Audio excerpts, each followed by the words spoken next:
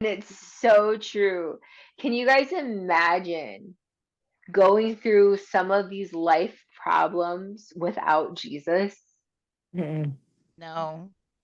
I Mm. was just reading like this morning the Isaiah 41:10 of "Do not fear, for I am with you." So now that you're talking about all of this, I'm like, I hear you. I hear you. He is with us and he cares for us and he cares about the smallest detail in our lives. Mhm. He's so consumed in us. And when we become so consumed in him, things on earth become nothing but a thing. Mhm.